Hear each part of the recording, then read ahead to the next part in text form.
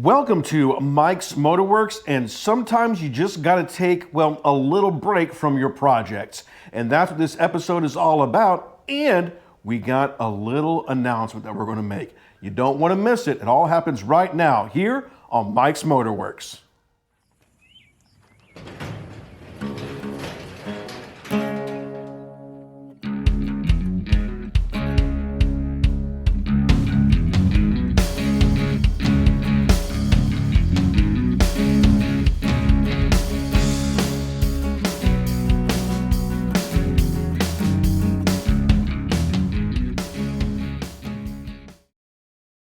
John, how often is it good to just sit out there and just say, hey, I've been working hard, and sometimes we just need to take a break from the regular going about. Is that a good thing? Absolutely. It's always a good thing. I mean, you always get out there, you're working hard. You need a little time to get out and enjoy, for us, racing. Well, exactly. Now, for those that haven't seen the videos yet, Pop is an old school race car drag racer. Got a lot of experience out there on the drag strip in the 1980s. And of course, that's when a lot of the super gas, super comp and such was really exploding. There was a huge boom of popularity in the 80s and what have you. And that was right around the time that he was really getting deep into it. And he still has a love for drag racing. Now, of course, today, Pop's declining a little bit in his health, but we're still going out and appreciating those few moments. So today gave us a great opportunity to go out for the races, right? Absolutely. All right, check out this footage. All right, my first pair out here in the Flying Rod Trailer Sales Super Pro. We're going to have Alan Rouse show there on the Lucas Oil Fountain track out of Jacksonville, Florida, in the 2000 Sonoma pickup. And Paul Farrar.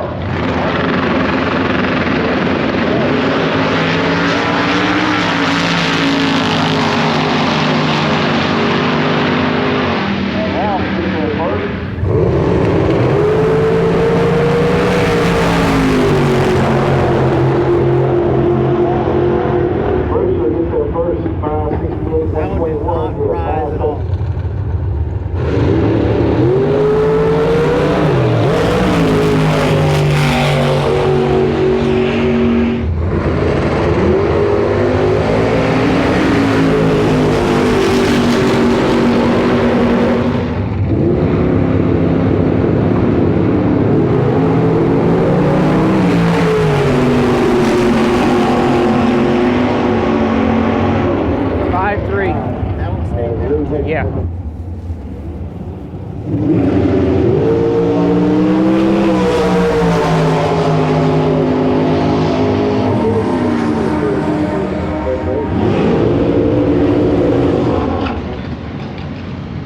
As far as all electronics running right out the side, right where you need it. Yeah, and he's running a full X cage.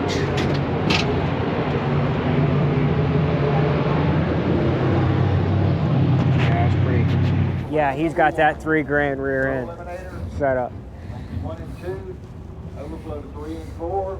He's in the lane for round 1. Yeah. Look at the front here too.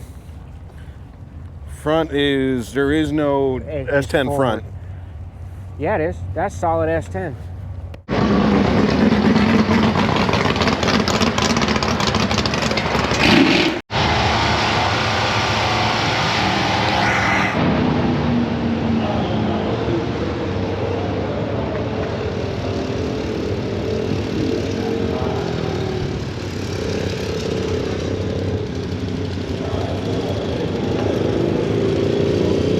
Yeah, 355 with a 9-inch.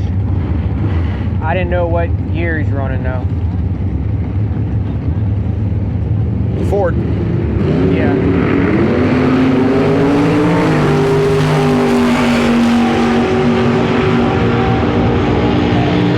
What? 6.5. We got him on. Yeah, there's Bobby. Here's the hill coming up over here on the Lucas Oil Fountain. Bobby Trinnell. Over here. He got a full white claw. Yes.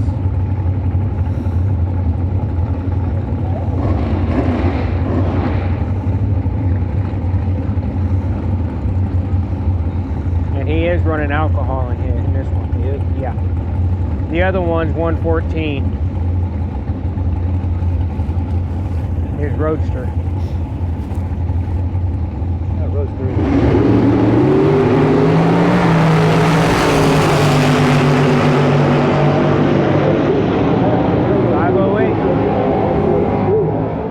So aside from getting out there and going to the races and getting the, looking at just the various smells, because that's one of the first things that hits you. Oh, You yeah. you got the sound, these unmuffled cars with these big, huge exhaust on them, huge cam, just rub up as they're sitting next to you, hearing them fire up, hearing the burnouts, smelling the fuel, especially that alcohol. That alcohol has that amazing smell. They should make it into a cologne. Just Absolutely. That's woman's perfume. That's what they need to do. Exactly. To really attract the guys. That's I smell alcohol. And there was also a little hidden reason about why we went out to the drag strip today, and that was to do a little bit of research. John, tell them a little bit about the research that we were wanting to do, and then we're going to show them why we were doing the research. Well, we did a lot of looking around, talking to the racers, drivers, and owners. And, they're really good sports down there. They really get out. You could really talk to them. Obviously, you don't want to get over there and bother them when they're actually working, but when they're getting downtime, getting things prepped and cleaned up, a lot of the guys will really, really talk to you. Exactly. And that's a great, great atmosphere at the racetracks. And that's one of the cool things that hasn't changed since the 80s is the overall drag race culture. Although it's competitive, the guys want competition. They want to see you out there. And if you're interested in getting out there, they're like, yeah, let's show you what I'm glad to show you how we did this and some of our experience and so on. Yeah, and they really, really work together. Hey, I need a spark plug. Here, I got a spare one. Here, let you borrow it, because we want to run.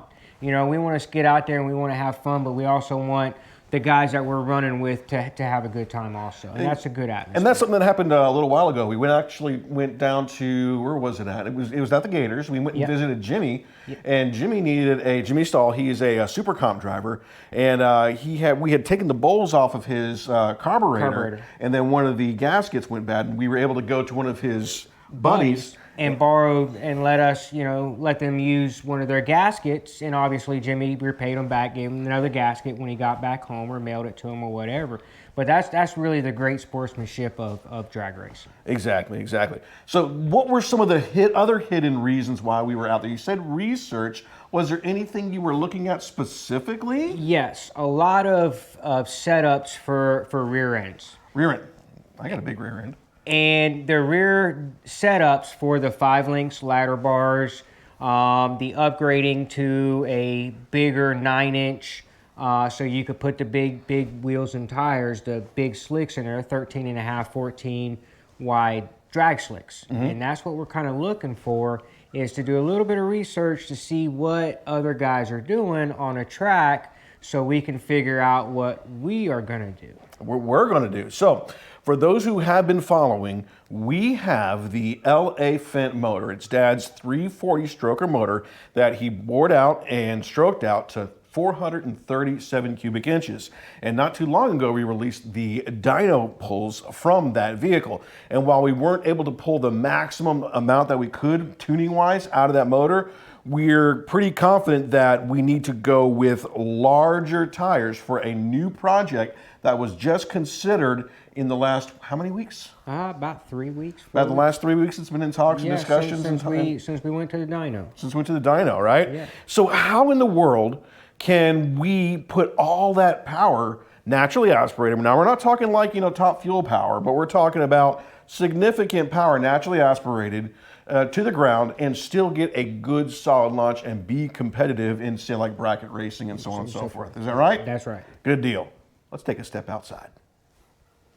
John, have you taken this thing drag racing like ever? Yes, it's been to the track.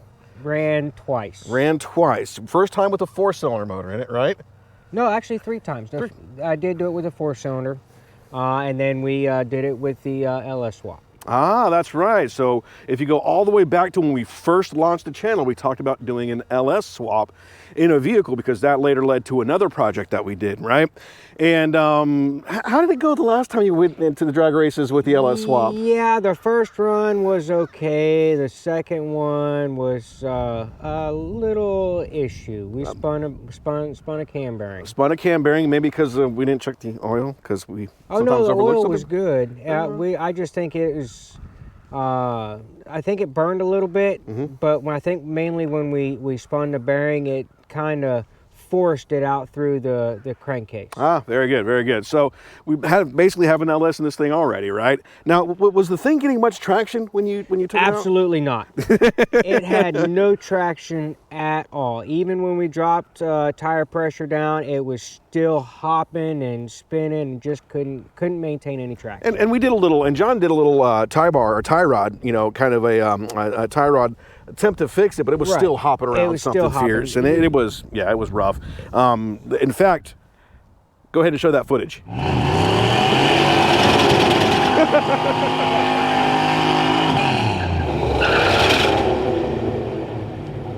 Don't dump, just run with it, Johnny. He's gonna put those torsion bars on. Lower pressure, and you see how the tire was actually bouncing? Yeah.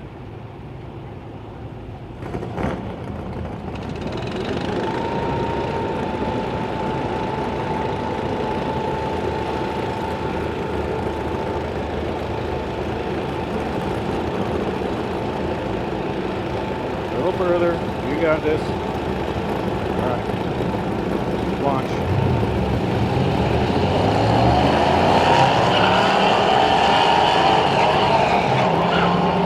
Stay on your side. Good race. Yeah, that was interesting. All righty. So, one of the things that we were looking at was traction. How can we get all that power onto the ground, right? What are we going to do with this thing?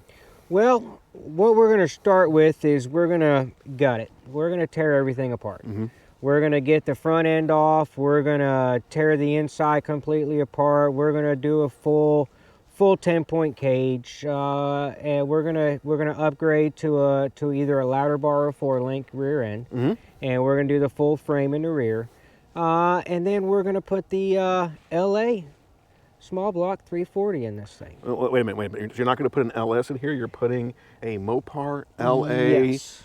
The LA-Phant is going into this thing. Yes. Oh. So we're taking the big horsepower LA power plant with a 727 and putting it in a General Motors S10. Wow. So that's the next project. We're going to call it Project SLA-10, and hopefully by the time that this video is out there, I have this really, really cool logo that can go right on the bottom, you know, kabam, right? And so we're going to start this, and we're going to show you how we do it, right? But we're going to take our approach on this a little bit differently. We're basically going to show you what our goal is, right?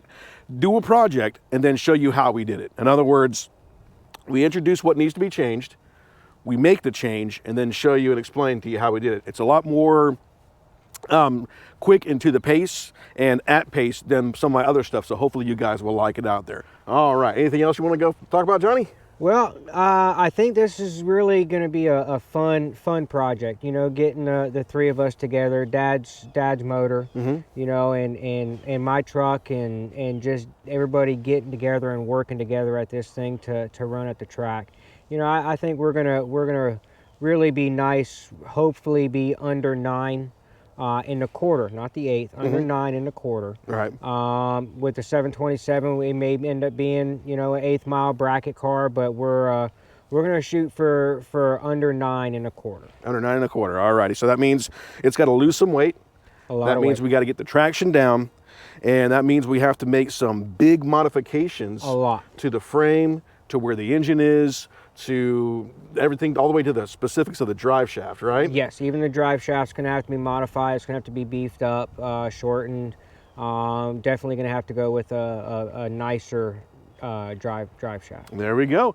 And have we talked about getting this thing, by chance, any certifications on it, either NHRA or the other? We will have to. I don't know if we're going to be running NHRA or IHRA. They transformed it to a new, whatever it is now. So it will have to be certified. Luckily, the cage that we're putting in it basically is prefabbed. It's made specifically for the S10, and it is approved for 8-second So they should be NHRA and all those qualified. Good deal. Now, is this going to be a project that's going to happen overnight, and then people are going to see it like they do on those shows on like Power Block and such, where they take a project and like 3 episodes later they're done? No, Oh. no. This is going to be a long, drawn out. It's going to take a solid year to get all this done. One, you know, we work, you know, 5 days a week.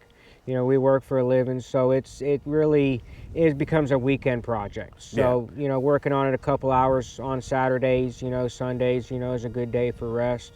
You know, let us catch up from the week. So it's going to be a long year and a half project. Good deal. And of course, I've still got Project Fast Fish I'm working on, and that's coming to a stopping point here very, very soon. And then there's some other small projects here and there, but a lot of the stuff that's going to be you and Pop working on, is that correct? Yes, we're going to be doing a lot of cutting and welding and modification. And that's just because, you know, me and Dad's knowledge of frame, chassis, and the engines are, we work together a little bit better because our knowledge is pretty equal. Right, right. And, you know, I'll be stepping in wherever I'm needed to lend a hand. Absolutely Whether it's straight, lifting, yeah, heavy. lifting something, welding something, Yeah, putting my 2 cents in for an idea. General knowledge, you know, it's always good to have an extra pair of eyes. Exactly. You know, to see something that we may not. It's always good to have extra. Good deal. So you don't want to miss it. That's Project Slaten here on Mike's Motorworks. And if you are interested in the project, you want to see what it takes to maybe turn your S10 or turn a project into a drag racing monster, then you definitely want to hit that subscribe button. Follow, like, comment, do all that good stuff, and let your friends know about it. It's all happening right now here on Mike's Motorworks and in the future. Is that right? That's right. All stay tuned. All righty.